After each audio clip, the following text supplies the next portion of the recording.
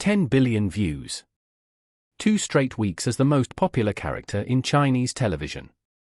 And yet the platform hosting the show has never let its own popularity score cross 10,000, not once, not even close, and on the day we're covering this, that number just fell again. I'm digging into that gap for Rabbit News Hallyu, because a hit that looks massive everywhere except on the 1 meter built to measure it tells you more about this industry than any single scandal ever could. The show in question is a fantasy costume drama that premiered exclusively on Youku on June 27, 2026, simulcasting on Jiangsu television with a new episode dropping every day at noon. Song Wei-along stars opposite Ju Jingyi, who plays an orphaned girl turned goddess of ice and snow, first known by her childhood name, later revealed as Jiang Lifei, in a role adapted from a novel by Xia Sailang and trimmed from an original 40 episodes down to 33. The arc runs through a temple academy, a slow-burn romance, and 11 interwoven lifetimes, hitting a run of recent highlights that fans have circulated heavily: a blood kiss scene that breaks a corrupted male lead's curse, a bitter final meeting between the heroine and her late master, and a full team battle for the show's young ensemble squad. Visually, the production leans hard into contrast, more than 20 period costumes tracking the characters' growth, from rough-spun early fabrics to hand-embroidered voile and pale jade hanfu, paired with a battle-worn makeup look that's been dividing opinion online. As of July 10, 24 episodes are out, and the show has cleared 400 million verified views across the network, according to Maoyan's professional tracking. Here's the detail almost nobody outside industry data circles is talking about. Jiang Lifei has been Maoyan's single most popular drama character for 2 consecutive tracking weeks. She's held the #1 spot on Vlinkage's new drama character media ranking since day 2 of the broadcast. The Douyin hashtag carrying her name passed 2.7 billion views on July 9. By almost every external measurement, this is one of the biggest characters on Chinese television right now. But the show's own real-time popularity score on Youku, the internal number platform insiders, advertisers, and rival studios actually watch to judge a hit, peaked at roughly 9,500 in early July and has never once broken 10,000. As of today, it's sitting under 8,000. That's not a small technicality. 10,000 is the line a drama crosses on this platform to be treated as an unambiguous, top-tier hit on its own turf. Getting close and sliding back under it, more than once, while simultaneously topping outside popularity charts, is the kind of contradiction that usually gets buried under the bigger headline numbers. But the biggest clue in this story isn't sitting in the characters soaring outside numbers at all, it's in the platform score quietly refusing to catch up to them. Look at how this show actually launched, and the pattern starts to make sense. There was no promotional campaign. None. What it had instead was over 5 million pre-orders, a platform record for a pending fantasy drama, and, per data trackers following the launch, a highly organized, largely fan-run push in the first 72 hours, coordinated streaming, commenting, searching, and new viewer recruitment that took the popularity score from roughly 6,200 in its first 3 hours to a day 1 peak of 7,223, then through 7,500, 8,000, and 8,500 by day 2. And past 9,000 by day 3. That kind of velocity is genuinely hard to manufacture without organization, and it's exactly the kind of activity Maoyan's character popularity leaderboards are built to reward: sustained engagement around one specific character, tracked and amplified by the people most invested in her. What that activity doesn't automatically do is pull in the broader, less invested viewer whose casual clicks are what move a platform-wide popularity index past a milestone like 10,000.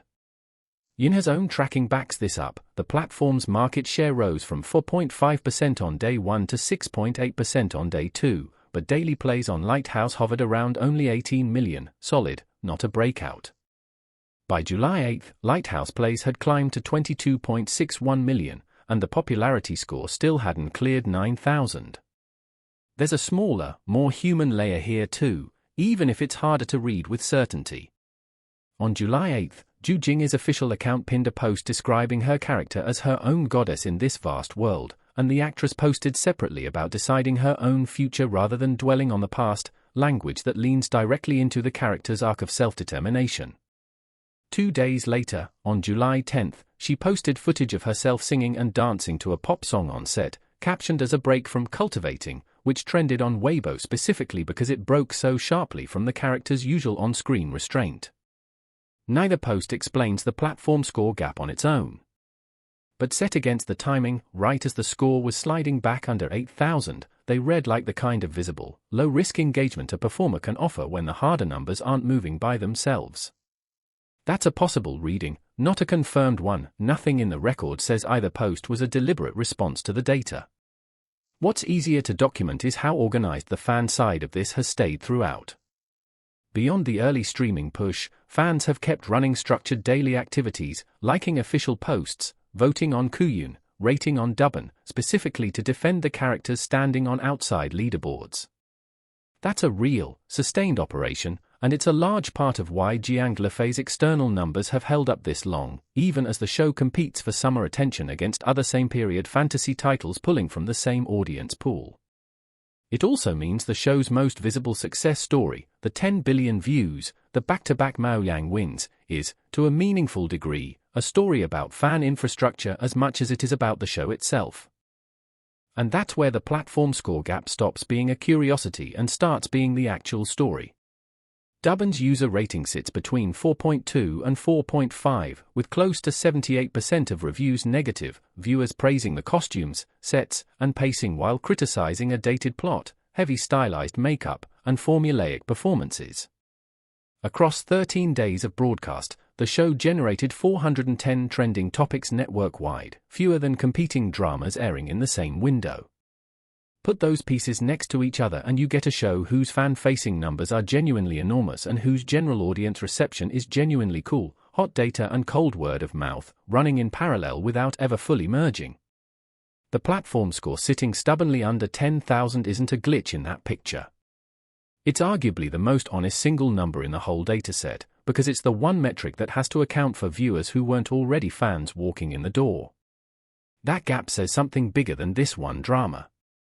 Chinese streaming platforms now run several scoreboards at once: character buzz, hashtag volume, fan vote leaderboards, and platform internal popularity indices, and this show is a clean, current example of what happens when those scoreboards stop agreeing with each other. A production shelved long enough that some viewers now read its costumes and visual style as dated still managed to generate one of the biggest characters of the summer, through organized fan effort and Ju Jingyi's own pull, which trackers estimate accounts for roughly 38 to 39% of the character's popularity on its own. What it hasn't managed to do, at least not yet, is convert that into the kind of platform score that signals a genuine crossover hit reaching viewers beyond the people who showed up organized on day one. None of this is a verdict on Ju Jingyi's performance, and it isn't evidence of anything hidden or deliberately obscured. The discrepancy is sitting in public trackers for anyone who looks.